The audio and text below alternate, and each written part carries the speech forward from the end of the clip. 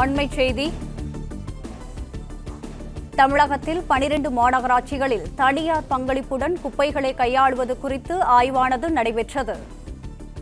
இது தொடர்பான கூடுதல் விவரங்களுடன் இணைகிறார் எமது செய்தியாளர் ராஜகுமரன். வணக்கம். இது குறித்தான விவரங்கள்.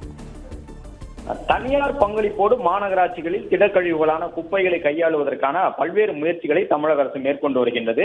அந்த அடிப்படையிலே ஆவடி, தாம்பரம், ஒசூர், வேலூர், கோயம்புத்தூர், ஈரோடு, சேலம், திருப்பூர், மதுரை, தூத்துக்குடி, திருச்சி, திருநெல்வேலி உள்ளிட்ட மாநகராட்சிகளில் முழு அளவில் தனியார் பங்களிப்போடு அரசின் கண்காணிப்பில் குப்பைகளை கையாளுவது குறித்து ஆய்வு செய்வதற்காக தமிழக அரசு ஒப்பந்தம் கோரியிருக்கின்றது.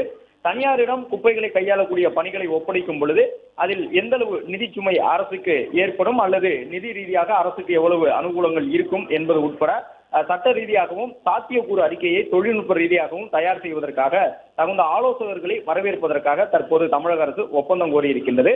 அந்த ஆலோசனை நிறுவனங்கள் தமிழக அரசுக்கு வழங்கக்கூடிய விரிவான திட்ட அறிக்கை அடிப்படையிலே இந்த திட்டத்தை தனியார் மூலமாக மேற்கொள்வதற்கான சாத்தியக்கூறுகள் இருக்கின்றதா என்பதை உறுதி செய்து தாம்பரம், ஆவடி, திருச்சி உட்பட மாநகராட்சிகளில் குப்பைகளை கையாளுவதற்கான முழு அளவிலான அந்த பணிகளை அரசின் கண்காணிப்பில் தனியாரிடம் ஒப்படைக்கலாமா என்பது குறித்து அரசு தரப்பில் முடிவு செய்யப்படும் என்று கூறியுள்ளனர். மற்றும் ஆப் ஸ்டோரில் இருந்து பாலிமர் செயலியை QR கோடு மூலம் பதிவிறக்கம் செய்யுங்கள். செய்திகளை உடனுக்குடன் பெறுங்கள்.